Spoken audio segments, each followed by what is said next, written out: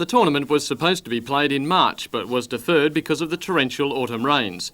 It was a disappointing coincidence, therefore, when grey skies greeted the players this morning. Nevertheless, the course was in good shape, and so, armed with umbrellas, the 120 young people took to the fairways. This is the 6th year the tournament has been held. It now attracts some of the best young golfers in the state. Girls and boys battle for prizes in 3 divisions, 10 to 13 years, 14 to 15 and 16 to 21.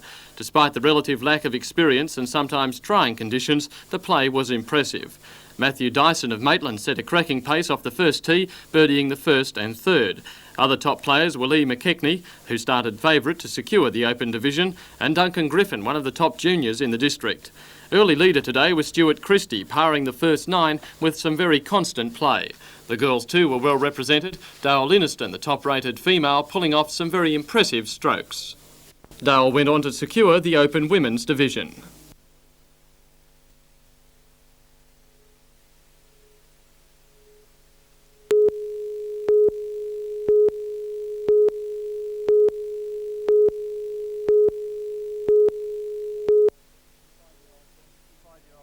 Five-year-old Ben Sims was taking it easy today after spending last night in hospital under observation. His mother Narelle is still in shock, wondering how a simple afternoon swim could go so wrong. Late yesterday, Narelle had taken Ben and his 2 sisters to the pool at their mobile home village in Bonnells Bay. Although confident in the water, Ben cannot swim, and despite supervision, somehow he slipped into the pool and went under. And they looked around and he was floating on his back under the water, with his mouth open and his eyes open, and I assumed he was swimming, floating on his back, showing me how good he was, and then it dawned on me there was something wrong. I then just dragged him out of the pool. Neighbour John McGrath, who was alerted soon after, feared the boy was dead. I think everybody thought the worst, actually. All the little girls and that were around the pool were crying and everything, and his mum was pretty distraught. Ben had been under the water for 30 seconds and his breathing had stopped when pulled from the pool. Narelle and John immediately put basic resuscitation to work. Within minutes, Ben was coughing, but he was alive. How lucky was Ben? Oh, extremely lucky, Peter. We've seen in this situation someone, being Ben's mother, of course, and other bystanders, who have not only recognised the situation but been able to take action on the particular near-drown situation as well. Paramedic Alan Playford says in a drowning case the patient should first be tested for breathing and a pulse. If there is no breathing, the patient should be placed on the side in a coma position, the mouth cleared and water allowed to drain out. Mouth-to-mouth resuscitation should follow. Heart massage should only be used if there is no pulse. 20 children under the age of 5 die of drowning in the state each year, and ambulance officers expect 4 or 5 cases in the Hunter. What sort of things should people be doing to prepare themselves for the summer? Well, I think anybody who owns a pool, it's always wise to ensure that there's a fence for any such device, as well as the resuscitation aids that can be attached to the fencing around pools, and take a course of one of the many organisations around town that will indeed teach CPR and expired air resuscitation.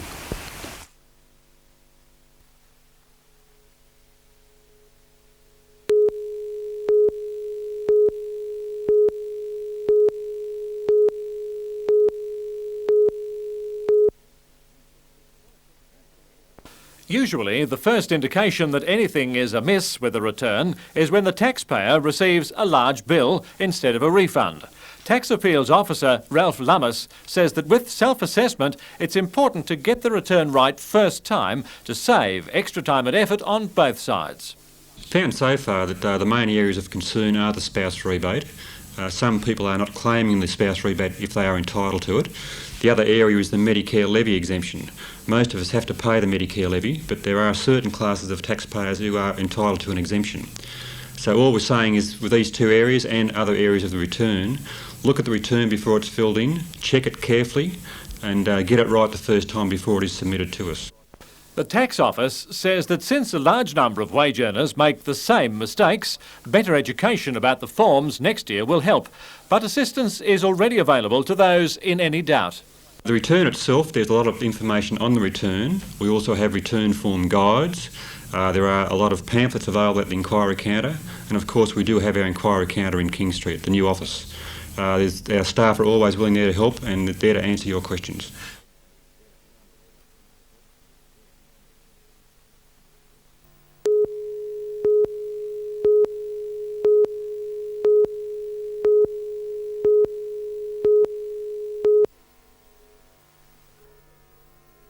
In tonight's NBN News, a promising Newcastle footballer presumed drowned in a surfing accident. Top jobs to go in a Hunter waterboard shake-up, and a federal police officer charged over a $20 million drug haul. All that and more in NBN News at 6.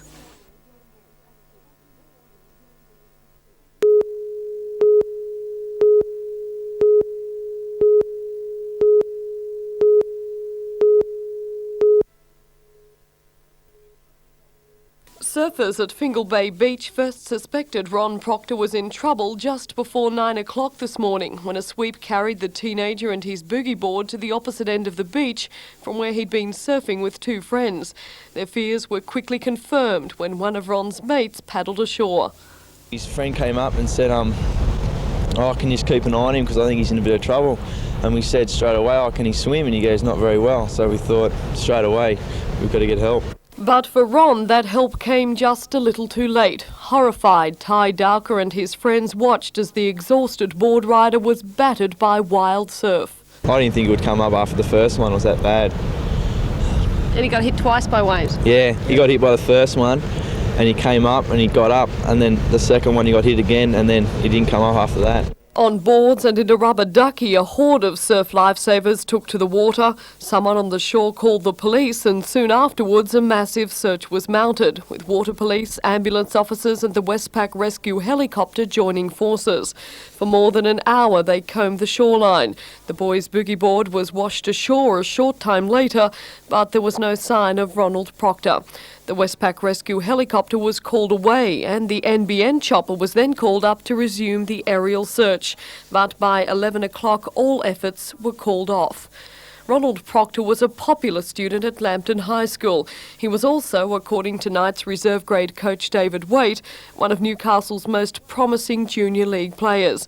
Just last weekend, Proctor trialled with the Knights under-19 side.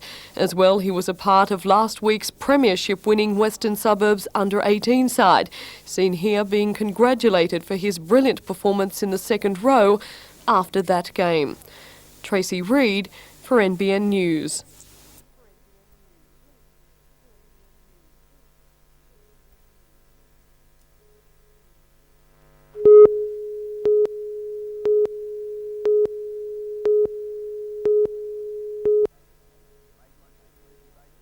Maitland's community-based policing has enlisted some powerful allies. Through Operation Roadwatch, truckies are being encouraged to keep police informed about what's happening on their beat, the roads and highways. In March, semi-trailer driver Ken Warwick was hauling his regular load of alumina from Kooragang to Curry. He'd noticed a driver tailing him, unable to pass, and behind that car, a police car. Police today described how through radio contact they called for Ken to block what was a stolen car behind him containing 3 men wanted in Queensland for robbery to the order of $60,000.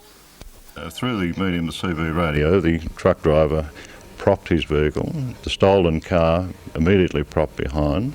The police vehicle drove to the offside of that vehicle, and another police vehicle, which was called in, subsequently been called in, drove to the rear.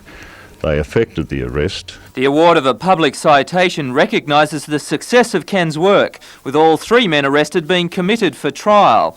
Ken, a truckie for 20 years, says despite the police praise, he's really done nothing out of the ordinary. No, I think we just, like most of the truck drivers, would have done the same and helped police out if they had the opportunity.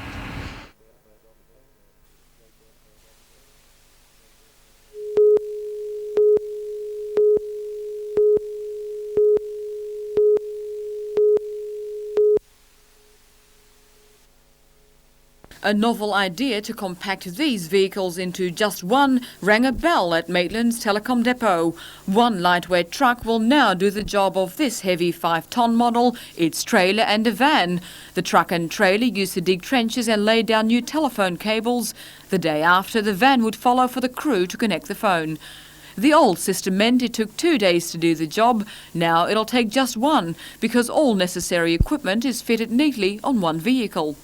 The concept is something Telecom's Maitland manager is very pleased about.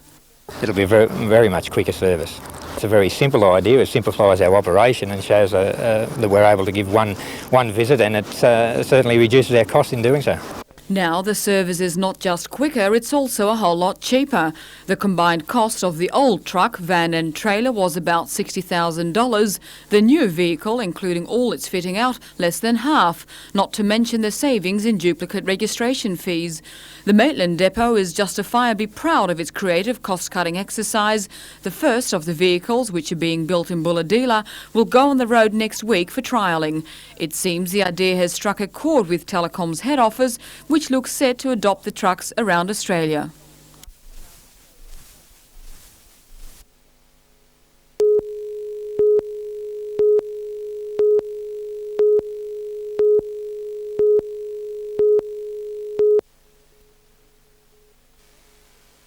The explosives and detonators were stolen from YE State Mine yesterday. Tukli detectives say thieves used this tomahawk to force their way into 2 storerooms which house Ajax explosives. The high-powered explosives are used to blast underground rock, and detectives say 1 stick of the gelignite could easily kill someone. We are concerned that if they do come in contact with the detonators or the explosive, they could be injured. The detonators alone can cause quite a lot of damage if handled incorrectly and detonated.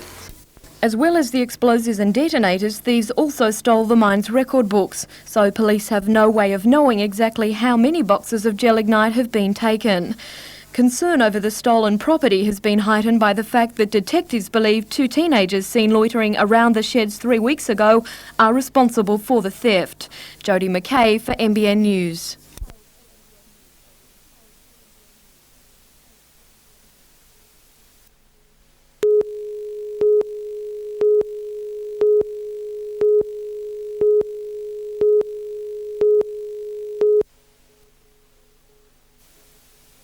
It began as a small row over the lease of a forklift truck 3 weeks ago and has escalated into a savage dispute which today saw plant workers down tools.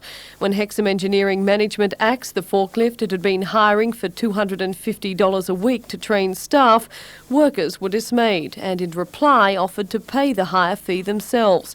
When that offer was turned down, the plant's 20 members of the Federated Ironworkers Association went on strike. Members of the remaining 5 unions placed bans and limitations. Yesterday afternoon, the dispute went before the Industrial Commission, but with no agreement reached, the workers met again this morning, the outcome being a complete walkout. But probably most disturbing of all is that Hexham Engineering has been considered a blueprint for industrial harmony. In 1987, it set the standard that others followed by striking up an agreement which has seen it virtually free of industrial unrest. But now, ironically, it finds itself embroiled in a dispute so bitter, many of its employees believe it could destroy the whole operation. We have an industrial agreement here with the company, the Hexham Engineering Agreement, and for the sake of $250 per week, they are stopping the training of the tradesmen. The Hexham Industrial Agreement had in fact drawn praise from all corners of Australian industry, including Federal Industry Minister Senator John Button. From Senator Button and his department, it had also drawn heavy financial support. Through the heavy engineering program, it received several $1 million to help with its development, in particular staff training. One of Senator Button's senior advisors, Bill Nagel, told us today, "We saw Hexham Engineering as a shining example of what Australian industry is all about, in particular its excellent labour relations. I'm acutely disappointed it would allow this to happen." But according to the plant's general manager Bill Nolan, the agreement was never foolproof. The restructuring of awards, the improvement of productivity and the sort of thing we've been held up as a blueprint for is a long and difficult process. And we're having some problems, and other people who go down that track will have some problems. Could this dispute destroy the plant or not? It would have the potential to, if it dragged on. It's the very possibility workers at the factory are most fearful of. Already in severe financial problem, in March more than 100 workers were retrenched. The company can ill afford a costly industrial dispute.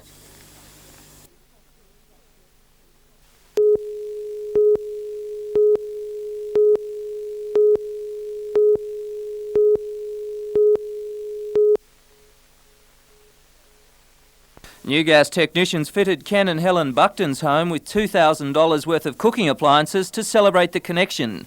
For New Gas, customer number 40,000 comes after 123 years of operation. One of the oldest industrial companies in the Hunter, New Gas first worked with coal-based gas, later moving to oil-based and then in 1982, natural gas. Today, Ken Buckton, an electricity worker, was beaming at the windfall as he had just begun renovating the family home.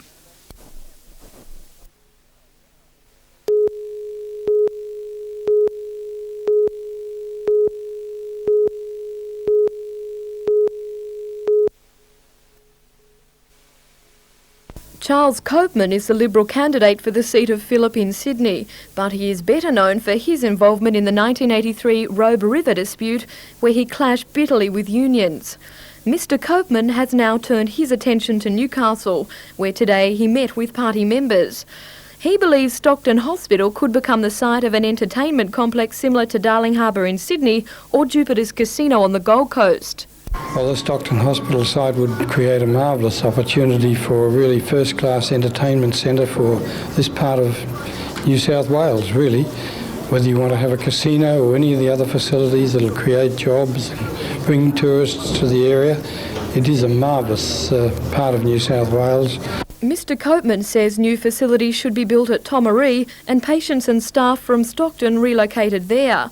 Although Mr Copeman admits some people would find his idea outrageous, he says the development would provide unlimited employment opportunities for the region. Well, I think you've got to think to the future. If you've got other sites that can be used for that, and that is a site which is preeminently suitable for an entertainment centre of that type, we should get on with it.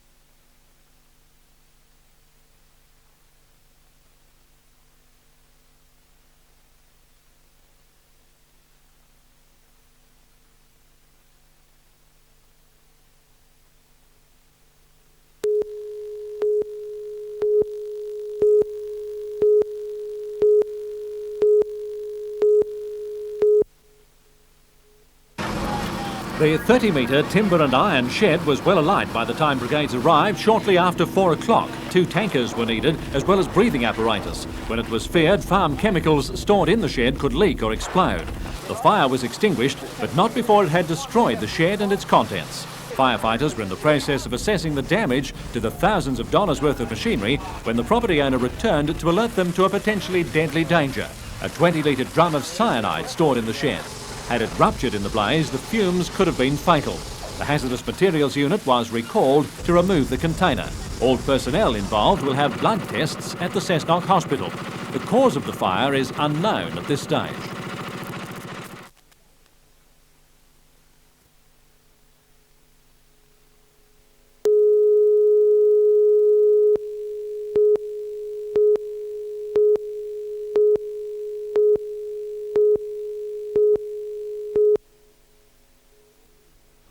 Formerly with Oakley in Victoria, Dennis Dalton's achievements seem endless. He has represented Victoria 230 times, won his state singles title in 1972, 82 and 84, Victorian Champion of Champions in 1979 and Australian Champion of Champions in 1984. Internationally, Dennis was a member of the Australian team at the 1982 Commonwealth Games in Brisbane, and he has represented his country against New Zealand, Hong Kong and England. He has just been named to the Australian bowl squad for next year's Commonwealth Games in Auckland. Married with 3 teenage sons, Dennis is looking forward to the challenge ahead at East Maitland.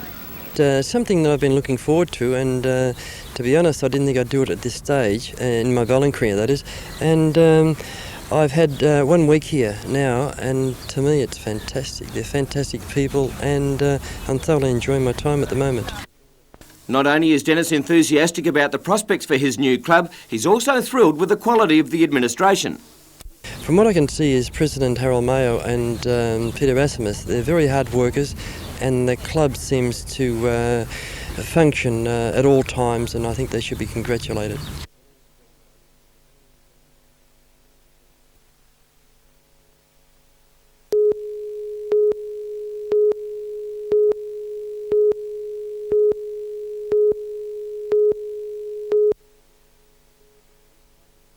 These microscopic insects are found in every home. Sanyo estimates with Newcastle's humid temperatures, dust mites breed prolifically, with thousands living in the family room carpet, in curtains and in bedclothes. For some people, mites can trigger asthma attacks, and in the Hunter, with 1 in 4 children suffering from the disease and 1 in 10 adults, any way to kill the bugs is welcome news. This is Sanyo's answer, a basic vacuum cleaner with one special exception. When a surface is cleaned, the hose is removed and a plug put in its place. Hot air is recycled inside the machine to a temperature of 55 degrees Celsius to kill the mites. Sanyo says the cleaner has captured 30% of the market in Japan. 1,000 units have been released in Newcastle to test the market here.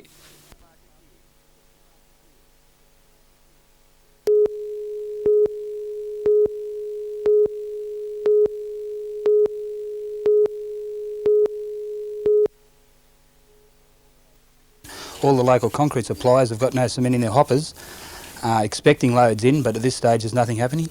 I rang 3 different companies this morning and got one, and I wanted 10 metres and only get 5, so... And it's a similar story across New South Wales, cement and cement products becoming scarcer by the day. With the busiest construction period just beginning, many project managers will be pursuing suppliers in Queensland and Victoria just to stay on schedule. As I said, if it goes on much longer, it'll come to a grinding halt. And that would mean retrenchments or at very least lost time and money. The crisis actually began earlier this year when months of almost continuous rain forced many builders off the job and many plans to be shelved. That backlog has combined with a sudden surge in construction of major projects, creating a record demand for cement. In August alone, the state consumed 254,000 tonnes, 37,000 more than in the same month last year. Production capacity is usually 20% less than demand, wholesalers relying on stockpiles to take them through busy times. The stockpiles are rapidly disappearing, and the major companies say it will probably be the new year before the situation improves. Many concrete suppliers are also feeling the pinch. Ready-Mix, for one, is considering stopping Saturday deliveries and, if the situation worsens, may cut back to just 3 days a week. Despite the gloomy picture at this stage, it's more a case of lost potential than real lost earnings. The concrete companies are still working close to their expected levels. It's just that they're running out of supplies much more quickly than usual. Sales are certainly right up to scratch. The thing that we regret is that we're not able to satisfy every inquiry.